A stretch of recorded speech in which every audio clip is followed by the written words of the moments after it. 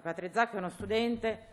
un ricercatore dell'Università di Bologna, a cui è arrivato dopo aver vinto una borsa di studio europea, un attivista dei diritti umani, un cittadino, un ragazzo che come noi condivide percorsi di studi in questo grande continente.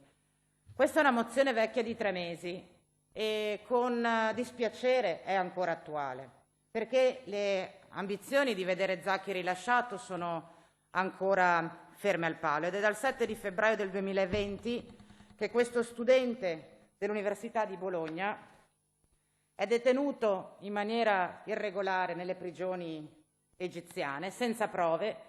senza processo, indagato con accuse pretestuose. Molti avvocati, molti intellettuali, molti cittadini lo hanno definito prigioniero di coscienza. Abbiamo voluto presentare questa mozione perché, a nostro giudizio, la reclusione di Zaki va oltre la dimensione umana e privata ed è diventata anche per il nostro Paese un simbolo della battaglia per i diritti civili contro le ingiustizie. Il tema delle discriminazioni, delle violenze che i regimi totalitari ancora oggi esercitano in molti paesi al mondo, le violazioni dei diritti umani e civili, l'indifferenza che sembra esserci anche in questo Consiglio mentre affrontiamo un tema così delicato, io penso sia il tema del nostro tempo. Penso che sia il tema che i giovani ci chiedono di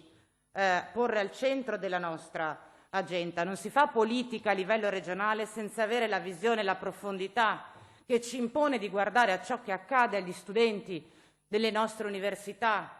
che vengono privati dei loro diritti civili nei paesi in questo momento governati da regimi totalitari. E quindi con questa mozione chiediamo appunto di sostenere l'istanza per il conferimento della cittadinanza italiana a Patrick Zaki, sia per consentire al nostro Paese, attraverso la sua rappresentanza diplomatica al Cairo, di seguire tutte le udienze, le istanze processuali, le condizioni di detenzione di questo che, ricordiamo, è solo un ragazzo da oltre 1 anno in carcere in Egitto, ma anche per continuare a sostenere nei consessi internazionali ed europei l'immediato rilascio di tutti i prigionieri di coscienza, finiti in carcere solo per aver detto quello che pensano in maniera pacifica rispetto ai diritti